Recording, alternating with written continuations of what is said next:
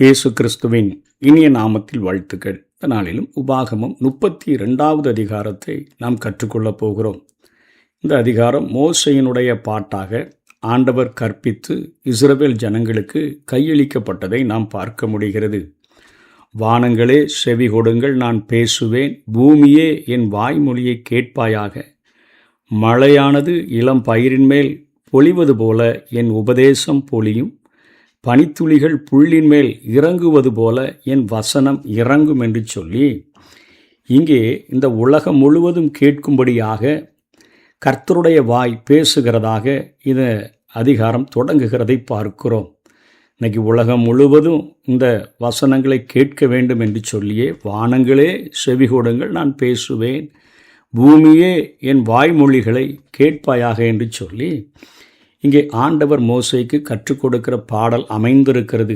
அது மழையைப் போலவும் பனித்துளியைப் போலவும் நமக்கு ஒரு புதிய உணர்ச்சியையும் ஒரு ஊட்டத்தையும் அது அளிக்கக்கூடியதாக விளங்கும் என்பதற்காக இப்படி இந்த காரியம் தொடங்குகிறதை நாம் பார்க்கிறோம்.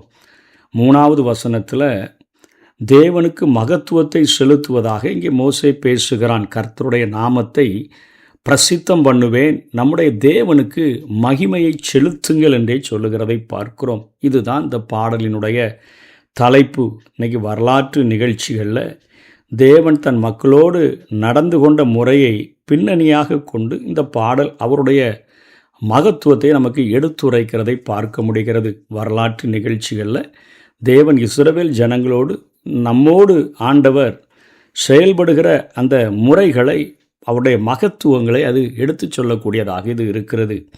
4ஆம் வசனத்திலிருந்து 9ஆம் வசனம் வரையிலும் பார்க்கும்போது தேவன் மகத்துவம், நீதி, நேர்மை, பரிசுத்தம் ஆகியவை நிறைந்தவராக இருந்த போதிலும் இஸ்ரவேல் மக்கள் அவரை கைவிட்டுட்டு அவருக்கு எதிராக பாவம் செய்தார்கள். 4ஆம் வசனத்தில் ஆண்டவரை குறித்து சொல்லுகிறார், அவர் கன்மலை, அவர் கிரியை உத்தமமானது, அவர் வழிகளெல்லாம் நியாயம், அவர் நியாயக்கேடில்லாத சத்தியமுள்ள தேவன், அவர் நீதியும் செம்மையுமானவர். இவ்வளவு அருமையான தெய்வத்தை அவர்கள் விட்டுவிட்டு, அவர்கள் யெகோவா தெய்வத்தை விட்டுவிட்டு அவரை கைவிட்டுவிட்டு அவருக்கு எதிராக பாவம் செய்கிற காரியங்களை இந்த பாடல்லையே மோசே எடுத்துரைக்கிறார். இஸ்ரவேலரினுடைய மாறுபாடான தீமைகள், அதாவது ஆண்டவரை நேசிப்பதற்கு பதிலாக ஆண்டவருக்கு தீமை செய்கிற காரியங்கள் அவர்களுடைய வாழ்க்கையை இருண்ட பின்னணிக்கு அது கொண்டு சென்றுவிடும் என்கிற காரியத்தையும் இந்த அதிகாரத்திலே தீர்க்க தரிசனமாக மோசே உரைக்கிறதை பார்க்க முடிகிறது. ஆண்டவர் அவர்களுடைய பிதாவும் அவர்களுடைய படைப்பாளராக இருந்ததன் காரணமாக ஆண்டவர் எவ்வளவோ மகத்துவமுள்ள தேவன், ஸ்தோத்திரங்களை பெற்றிருக்கணும், துதிகளை பெற்றிருக்கணும். இன்றைக்கும் அவரை அப்பா பிதாவே என்று கூப்பிட பண்ணுகிற ஒரு புத்திர சுவிகாரத்தின் ஆவியை தந்து நமக்கு நம்முடைய சரீரத்தை தேவனுடைய ஆலயமாக மாற்றி ஆவியானவரை ஒரு முன்தொகையாக, அதாவது நமக்கு தந்து நம்மை மனவாட்டியாக ஆயத்தப்படுத்துகிற தேவனுடைய செயல்கள் எவ்வளவு மேலான செயல்கள்.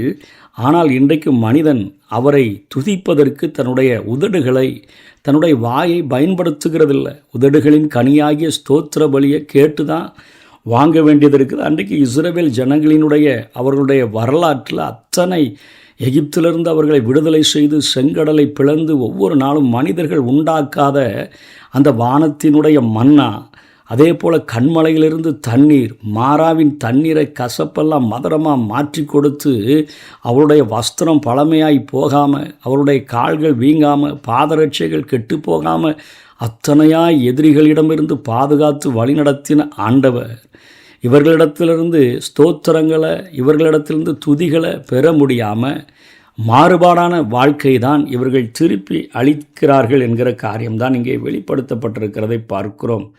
ஆண்டவர் பெற்ற ஸ்தோத்திரங்கள் கொஞ்சமே ஆகும். இன்றைக்கு புறஜாதி நாடுகளை உன்னதமானவர் தன் மக்களுக்கு அவர் பிரித்து அளித்தபோது முதலாவதாக அவர்களுடைய தேவைகளை ஆண்டவர் நிறைவு செய்தார். இவ்விதமாக தன் மீது ஆண்டவர் அவர்கள் மேலே கொண்ட அன்பையும் அக்கறையையும் அவர் அங்கே வெளிப்படுத்தினார் என்றே சொல்ல வேண்டும். அப்படி இருந்த போதிலும் எவ்வளவு அதிகமாய் ஆண்டவர் அவர்களை அன்பு கூர்ந்தாரோ அவ்வளவு குறைவாக ஆண்டவர் அங்கே அன்பு கூறப்பட்டதை பார்க்கிறோம். 10வது வசனத்தில் இருந்து 14வது வசனம் வரையிலும் இஸ்ரவேலருடைய அந்த இஸ்ரவேல் யாக்கோபினுடைய பிறப்பு, அவனுடைய குழந்தை பருவம் சொல்லப்படுகிறது. 10ஆம் வசனத்தில் அது சொல்லப்படுகிறது. அதுக்கப்புறம் எகிப்திலிருந்து அவருடைய மக்களை புறப்பட்டது முதல் அவர்களை தேவன்தாமே ஒரு தாய்க்கழுகினுடைய பாசத்தோடு வழிநடத்தி அறிவுரைகளை வழங்கி பாதுகாத்து வந்தார்.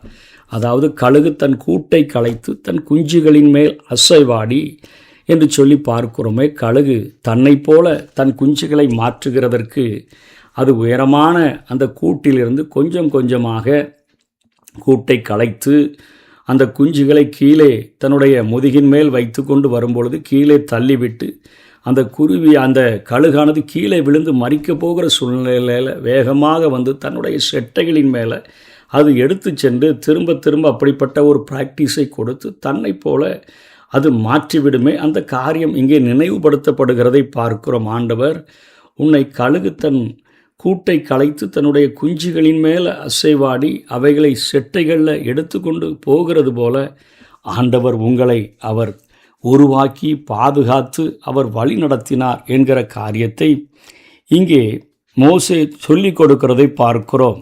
இஸ்ரவேலினுடைய பாதுகாப்பில் அந்நிய தெய்வம் யாருடைய பங்குமே இல்லை. அப்படி இருக்க அவர்கள் ஏன் சிலை வணக்கத்தை நாடி சென்றார்கள்? யெகோவாவுக்கு செலுத்த வேண்டிய அந்த ஸ்தோத்திரங்களை, அவருக்கு செலுத்த வேண்டிய மகத்துவங்களை ஏன் வேறொரு கடவுளுக்கு செலுத்தினாங்க? அந்த காரியங்களை குறித்து நம்ம 10ஆம் வசனத்திலிருந்து 14வது வசனம் வரையிலும் பார்க்கிறோம். அவர்தாமே அவர்களை வாக்குத்தத்தம் பண்ணப்பட்ட நாட்டின் நன்மைகளை அடையும்படி செய்தார். ஆனால் அவர்கள் ஏன் இவ்வளவு சீக்கிரமாக அவரை தள்ளிவிட்டு அவர்கள் கடந்து சென்றார்கள் என்கிற காரியங்களை குறித்து பார்க்கிற பொழுது அத்தனை ஆச்சரியமுள்ளதாக அது காணப்படுகிறது. அதனை நம்ம தொடர்ந்து 15லிருந்து 20 வரையிலும் பார்க்கும் பொழுது இங்கே யெசூரன் கொளுத்து அவன் மிதிக்கிற காரியங்களை குறித்து சொல்லப்பட்டிருக்கிறது. யெசூரன் என்று சொன்னால் உத்தமன் அல்லது நேர்மையானவன் அல்லது பரிசுத்தமாக நடக்கிறவன் என்கிற ஒரு அர்த்தத்தை உடையது. ஆண்டவர் தன்னுடைய கழுகை போல ஒரு கூட்டை கலைத்து குஞ்சுகளின் மேல் அசைவாடி செட்டைகளை விரித்து அவைகளை எடுத்து அவைகளின் செட்டைகளின் மேலே சுமந்து கொண்டு போகிறது போல கடந்து அவர்களை வழிநடத்தி தன்னை போல உருவாக்கியும் கூட, ஒருவரே அவனை வழிநடத்தியும் கூட, அந்நிய தேவர்கள் அவர்களை வழிநடத்தாமல் இருந்த போதிலும் கூட யெசூரன் கொழுத்து போய் அவன் உதைத்தான் என்று சொல்லி நம்ம பார்க்கிறோம். நீதியுள்ள மக்கள் யெசூரன், நேர்மையான மக்கள், உத்தமமான மக்கள் என்று பொருள் கொண்ட இந்த இஸ்ரவேலன், இவனுடைய கவிதை பேராக இங்கே ஆண்டவர் இஸ்ரவேல் அவருக்கு யெசூரன் என்று சொல்லுகிறார். யெகோவாவுக்கு எதிராக கலகம் செய்து சிலைகளிடமாக அவர்கள் திரும்பினார்கள். பேய்களுக்கு பலியிடுகிறதை அவர்கள் தெரிந்து கொண்டார்கள். பலமுறை தங்களுடைய சொந்த பிள்ளைகளையும் கூட மற்ற தேசத்தினுடைய பழக்க வழக்கங்களை பார்த்து பலியாக செலுத்தினார்கள். புதிய புதிய தெய்வங்களை அவர்கள் தொழுது கொள்ளுகிற மதீனமான செய்கிற அளவிற்கு அவர்கள் தாழ்ந்து போய் கொண்டே இருந்தார்கள். இவ்வாறாக அவர்கள் தங்களுடைய மெய்யான கன்மலையை அவர்கள் புறக்கணித்தார்கள். தங்களுடைய மெய்யான பிதாவை அவர்கள் மறந்து போனார்கள். இதன் விளைவாக கர்த்தர் தம்முடைய முகத்தை அவர்களுக்கு மறைத்து கொண்டார் என்றே சொல்ல வேண்டும்.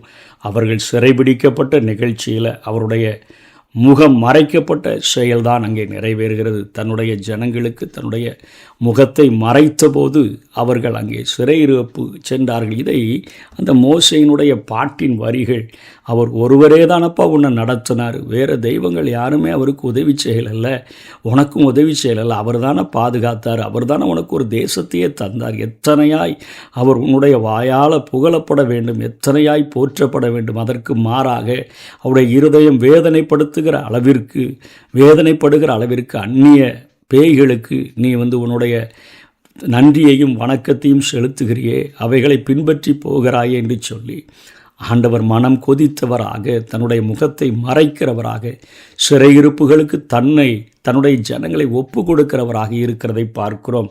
21லிருந்து 23 வரையிலும் நம்ம பார்க்கிற போது இஸ்ரவேலரை தள்ளி வைத்து விட்டு தேவன் புறஜாதிகளிடத்தில் கிருபையாக அந்த நாட்களிலே செயல்பட்டதனால் அவர்கள் சிறையிருப்புக்கு சென்றார்கள். இன்றைக்கும் ஆண்டவர் நம்முடைய திருச்சபையின் காலமாகிய இப்பொழுதும் அப்படியே செயல்படுகிறார். இஸ்ரவேலர்கள் ஆண்டவரை மறந்து இன்னைக்கு சிதறடிக்கப்பட்ட இந்த நாட்களில் இன்னைக்கு அந்த ரட்சிப்பானது புறஜாதிகளிடத்துக்கு அறிவிக்கப்பட்டு இன்றைக்கு நம்ம காணியாட்சிக்கு புறம்பாய் இருந்த போதிலும், தேவனற்றவர்களாக இருந்த போதிலும், நாம் இன்றைக்கு காட்டு ஒலிவ மரத்தின் கிளைகளாக இருந்த போதிலும், இன்றைக்கு ஆண்டவர் நம்மை தெரிந்து கொண்டு கிருபையாக நம்மை ஆண்டவர் தன்னுடைய பிள்ளைகளாக மாற்றி அப்பா பிதாவே என்று கூப்பிட பண்ணுகிற உரிமையை நமக்கு தந்திருக்கிறாரே. அந்த காரியங்களும் இங்கே தீர்க்க தரிசனமாக சொல்லப்படுகிறது. இஸ்ரவேல் சிதறடிக்கப்பட்டு துன்பப்படுகிற இந்த நேரத்தில் இன்றைக்கு சபைகள் உருவாகி தேசமெங்கும் பரம்பி இருக்கிறதை நம்ம பார்க்கிறோம்.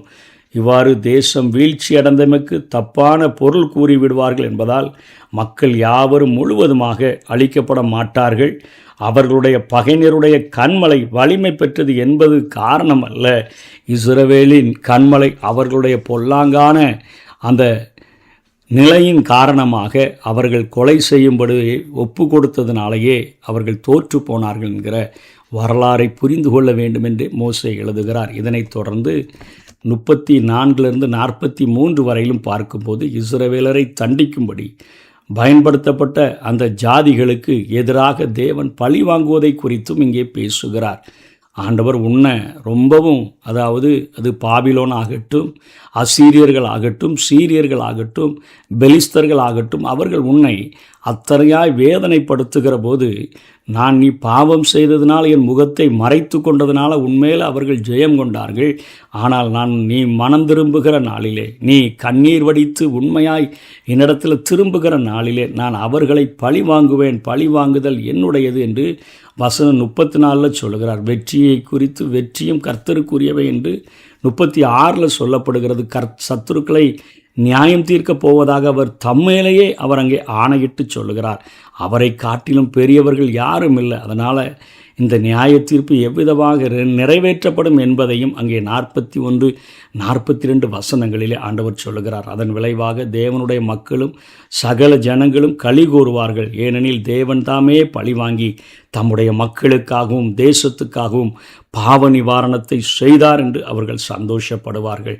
இதனைத் தொடர்ந்து 44 47 வரையிலும் இவ்வாறாக இந்த பாடல் இஸ்ரவேல் நாட்டின் வரலாறு மற்றும் பின்வருகின்ற அந்த நிகழ்ச்சிகளை பொருள் சுருக்கமாக அது கூறி நிற்கிறது. இவ்வாறு பாடலை வாசித்து முடித்த மோசே, இது உங்களுக்கு வியர்த்தமான காரியம் அல்லவே, வேஸ்டானது இல்லை, இது உங்கள் ஜீவனாக இருக்கிறது என்று சொல்லி கர்த்தரை பின்பற்றும்படி பயபக்தியோடு கூட மீண்டும் மீண்டும் தன்னுடைய கடைசி நாட்களில் ஜனங்களிடத்தில் கெஞ்சுகிறான். ஏன்னா இதற்கு பின்பாக உங்களுக்கு என்ன போல மன்றாடுவார்களா என்று தெரியலையே. எத்தனையோ முறை தேவன் உங்களை அழிக்க முற்பட்ட போதும் நான் தேவ சன்னிதானத்தில் நின்று மன்றாடினேனே என்கிற காரியத்தை மனதில் வைத்தவனாக உண்மையான பாசத்தோடு கூட ஜனங்களிடத்தில் பேசுகிறான். 48 52 வரையிலும் பார்க்கும் பொழுது அந்த நாளிலே தானே கர்த்தர் மோசேயை நேபா பர்வதத்தின் உச்சிக்கு வரும்படி அழைத்தார். அங்கிருந்து தேசம் முழுவதையும் அவன் பார்க்கும்படி செய்தார். அவன் மேரிபா காதேசில் செய்த அந்த பாவத்தின் காரணமாக கானானுக்குள்ளே நுழைய முடியாதபடி அவன் அங்கே அனுமதிக்கப்படாதபடி மாறின காரியங்களினால ஆண்டவர் அவனை இப்போ தேசம் முழுவதையும் பார்க்க செய்கிறார். மாறாக அவன் நேபா பர்வதத்தில் மரித்து மோவா பள்ளத்தாக்கில் அடக்கம் பண்ணப்பட வேண்டும் என்பது தான் அங்கே தேவனுடைய சித்தமாக இருந்த 34:6 நாம் ஒப்பிட்டு பார்க்கிற போது இந்த காரியங்கள் நமக்கு விளங்கும். கர்த்தரே மோசே அடக்கம் பண்ணினார். அது ஒரு மகத்தான காரியம். அதை பிந்தின அதிகாரத்திலே நாம் பார்க்க போகிறோம். இன்றைக்கி இந்த அதிகாரத்திலிருந்து நம்ம கற்றுக்கொள்ள வேண்டிய காரியம் என்ன? தேசத்தின் எல்லைகளில் தேவனுடைய திட்டம் எப்படி இருக்குது அப்படின்னு நம்ம பார்க்க போகிறோம். ஒரு தேசிய பாடலுடைய குறிப்பு எப்படி இருக்குது, அதே போல் 31ஆம் வசனத்தில் அந்நியர்கள் தீர்மானிக்கட்டும் என்கிற காரியங்களை நம்ம புரிந்து கொள்ள முடியும். தேசிய பாடல்கள் இன்றைக்கும் நம்ம பாடல்கள் தான். நிகழ்ச்சிகள் நடக்கிற பொழுது நம்ம அதை மனப்பாடம் செய்து வைத்திருக்கிறதுனால நாம் அதை பாடுகிறோம். மனப்பாடம் செய்யப்படக்கூடிய காரியங்கள் அது அந்த பாடலினுடைய சுருக்கங்கள் எப்படி இருக்குது? அது தேச வணக்கத்தை, தேசத்தினுடைய செழிப்பை, முற்கால சிறப்புகளை, வீரத்தை, லட்சியங்களை உள்ளடக்கியதாக தான் நம்முடைய தேசிய கீதங்கள் இருக்கின்றன. தேசத்தினுடைய செழிப்பு, தேசத்தினுடைய முன்கால சிறப்பு, வீரம், லட்சியங்கள் இவைகளை உள்ளடக்கியதாக தான் அந்த பாடல்கள் இருக்க முடியும். மோசே விடைபெறுகின்ற இந்த நேரத்தில் இஸ்ரவேலருக்கு வழங்கிய இந்த பாடல் தேவனுடைய வணக்கத்தையும் அக்கறையையும் உள்ளடக்கியதாக இருந்ததோடு, தேச வணக்கம் அல்ல, தேவ வணக்கத்தையும் அக்கறையையும் உள்ளடக்கியதாக இருந்ததோடு அவர்கள் தேசத்தை பற்றிய தீர்க்க தரிசனங்களை உள்ளடக்கியதாக இருந்தது. முற்கால காரியங்களை அல்ல, இனிமே என்ன நடக்கப் போகுது என்கிற காரியங்கள் அவர்களுடைய தேசிய பாடலில் இடம்பெற்றிருந்தது. இத்தகைய தீர்க்க தரிசன பாடலை கொண்ட வேற தேசம் எது என்பதே நமக்கு ஒரு கேள்வியாக இருக்க வேண்டும். அக்கறை உள்ள தேவனின் அரவணைப்பில் உருவாகின்ற தேசம். இப்போ இக்கரைக்கு அக்கறை பச்சைன்னு சொல்லுவாங்க. அதே போல் அக்கறை பச்சையை மற்ற ஜனங்களை பார்த்து அந்த அக்கறை பச்சையை நாடி அழிந்து போகிற நிலைமையையும் இந்த பாடல் வரிகளில் மோசே சொல்லுகிறார். செழிப்பின் சேற்றில் மூழ்கி மூச்சடைக்கிற நிலைமைக்கு அது தள்ளப்பட்டதையும் நம்ம இந்த பாட்டில் பார்க்கிறோம். தேவன் அவர்கள் மேல் கொண்ட பரிதாபத்தினால அவர்களை மீண்டும் பகைவர்களிடமிருந்து விடுவித்து அவர்களை உயிர்ப்பிக்கிறார் என்று பார்க்கிறோம். தீமையை மட்டுமே வாழ்க்கை முறையாக கொண்டு விளங்க முடிந்த வணங்கா கழுத்துள்ள ஜனங்களுக்கு ஏற்படுத்தும் தீங்கையே அதிகமாக இந்த பாடல் வரிகள் இங்கே சொல்லிக் கொடுக்கின்றன. தீர்க்க தரிசன பாடல் வரிகள் அவர்களுடைய வாழ்க்கையில் உண்மையிலேயே பொய்யாகவில்லை என்பதை நாம் உணர்ந்து கொள்ள வேண்டும். அதனைத் தொடர்ந்து தேசத்தின் எல்லைகளில், இன்றைக்கும் இருக்கிற எல்லைகளில் தேவனுடைய திட்டம் தான் இருக்குது. உலகத்தில் இன்று எத்தனையோ நாடுகள் இருக்கின்றன, எத்தனையோ எல்லை கோடுகள் இருக்கின்றன, எத்தனையோ போராட்டங்கள் நடக்கின்றன. ஒரே மனிதனால் உலகம் நிறைய சித்தம் கொண்ட தேவனுக்கு இவற்றை பற்றி தெரியுமா அப்படின்னு கூட நம்ம நினைக்கலாம். ஒரே மனிதனால், இஸ்ரவேல் என்கிற யாக்கோப் என்கிற ஒரே மனிதனால் உலகம் நிறைய சித்தம் கொண்ட தேவனுக்கு இவற்றை பற்றி தெரியுமா? இஸ்ரவேலுக்கு மோசையால் வழங்கப்பட்ட அந்த தேசிய பாடலினுடைய சில வரிகள் அவைகளை தெளிவுபடுத்துகிறதை நம்ம பார்க்கிறோம். 8ஆம் வசனத்தில் உன்னதமானவர் ஜாதிகளுக்கு சுதந்திரங்களை பங்கிட்டு ஆதாமின் புத்திரரை வெவ்வேறாக பிரித்த காலத்தில் இஸ்ரவேல் புத்திரருடைய தொகைக்கு தக்கதாய் சர்வ ஜனங்களின் எல்லைகளை திட்டம் பண்ணினார் என்று பார்க்கிறோம். இதில் சர்வ ஜனங்களின் எல்லைகளை திட்டம் பண்ணுகிறவர் தேவனே. இன்றைய ஆளுகைகளும் அரியணைகளும் தேவனுக்கு தெரியாதவை அல்ல, அனைத்தும் அவரால் அனுமதிக்கப்படுகின்றன. தேச தலைவர்களுக்காகவும் அதிகாரிகளுக்காகவும் இன்றைக்கும் விசுவாசிகள் ஜெபிக்க வேண்டும். நமது நாட்டின் பிரதம மந்திரியும் ஜனாதிபதியும் முதலமைச்சர்களும் மந்திரிகளும் பதவி ஏறுவது ஓட்டுகளால் மட்டுமில்லை, அதன் பின்னணியில் செயல்படுகின்ற தேவனாலும் தான் இது நடக்கிறது. தேவனுடைய செயல் விளங்கி நல்ல தலைவர்கள் உருவாகி வருகிறதற்கு விசுவாசிகள் ஜெபம் எவ்வளவு தேவை என்பதையும் நாம் உணர வேண்டும். நம்பிக்கை ஓட்டெடுப்புகள் ஒருவேளை ஆட்சியை கலைக்கக்கூடும். நல்ல விசுவாசிகளின் ஜெபங்களோ அதிலும் அதிகமாக அது செய்ய முடியும். அராஜகங்களுடன் ஆசனங்களில் அமர அனுமதிக்க கூடாதபடி விசுவாசிகளுடைய ஜெபங்கள் அவர்களை அசைக்கக்கூடியதாக இருக்க வேண்டும். இதுதான் விசுவாசிகளுக்கு அரசியலில் தேவன் வழங்கியுள்ள ஒரு மிகப்பெரிய அதிகாரம். ஓட்டு போடுகிறது மட்டும் விசுவாசிகளினுடைய அதிகாரம் அல்ல, அரசியலை அசைக்கிற அளவிற்கு நம்முடைய ஜெபங்கள் இருக்க வேண்டும் என்று ஆண்டவர் விரும்புகிறார். ஆளுகிறவர் எவராக இருந்தாலும் அவர்களை கட்டுப்படுத்துகிறதற்கு விண் அரசால தேவனால முடியும் என்பதை ஒவ்வொரு விசுவாசியும் அறிந்திருக்க வேண்டும். நீதிக்காக குரல் கொடுக்கிற ஊழியரும் விசுவாச ஜெபம் நிறைந்த விசுவாசிகளும் கொஞ்ச பேராக இருந்தாலும் கூட அது தேசம் அசைக்கப்படக்கூடிய காரியத்தை செய்யும். அநீதிகளை ஆட்டம் காண செய்யும். எல்லை போர்களில் சமாதானத்தை கொண்டு வர இன்றைக்கு பாடுபட வேண்டியது ஆட்சியாளர்கள் மட்டுமல்ல, ஜெபத்தில் போராடும் விசுவாசிகளும் இந்த காரியத்தை செய்ய வேண்டும்.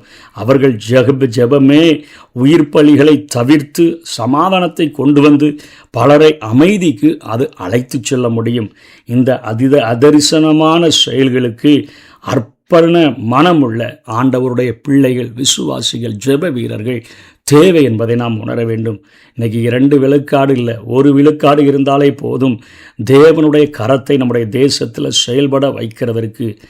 இன்றைக்கி உயிருள்ள விசுவாசிகள் ஆண்டவருடைய சமூகத்தில் ஆண்டவருடைய கரங்களை அவர் கிரியை செய்கிறதற்கு நாம் ஜெபிக்கிறவர்களாக காணப்படணும்.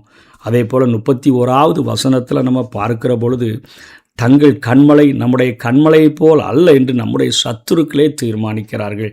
நாம் நம்பும் தேவன் எத்தகையவர், நமது அடைக்கலம் எத்தகையது, நமது விசுவாசிகளின் தன்மை என்ன என்பதை நாம் அல்ல அந்நியர்களை கண்டு உணர்கிற அளவிற்கு நம்ம வாழ்க்கை இருக்கணும்.